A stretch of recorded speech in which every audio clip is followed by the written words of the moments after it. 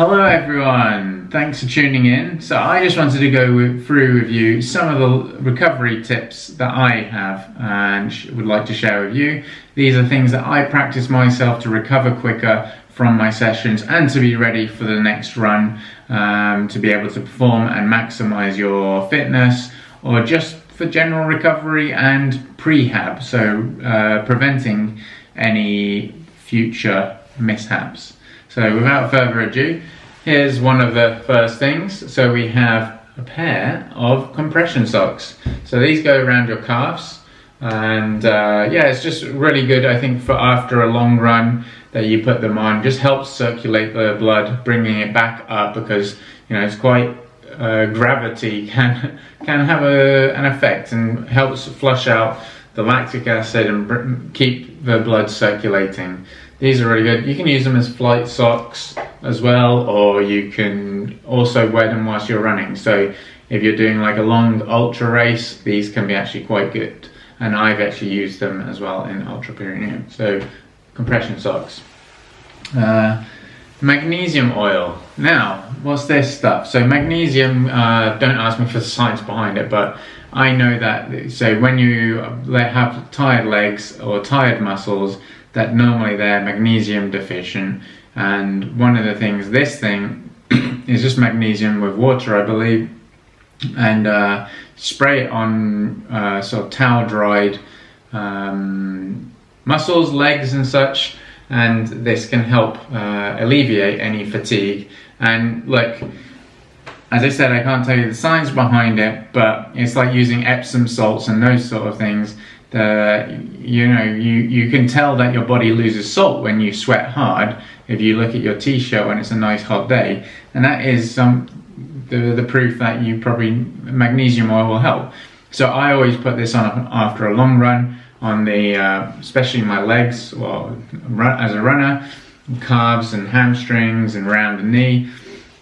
And what you'll find with this is that when you've done a hard workout and you spray it on, it stings, and that shows that you were deficient. But sometimes, obviously, you might become accustomed to it, and the sting becomes less predominant.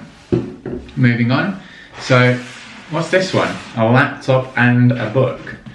Yeah, well, resting, recovery. Watch some YouTube, put your feet up. There is no harm in doing that. We're built up in this world where people, like saying that going on social media and going on YouTube, watching films is a bad thing. No, it's not. If you're doing your sport, you're doing the things that you want to achieve, then recovering and just resting is equally as important. Also for the mind, that you let go and switch off. So reading a book can also be really good. This one I would recommend, How Not to Die by Dr. Michael Greger. Quite a good read.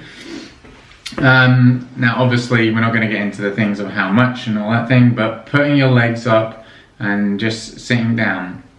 Tied in with this one, what I would say is having your legs, parallel, lying down on the sofa, or even even better, a good one is to raise your legs, put them against the wall whilst you're lying down on the sofa. That's another really good one. So moving on to the next one, hydration. Make sure you are hydrated. Staying hydrated is critical. That's better. But yeah, make sure you stay hydrated.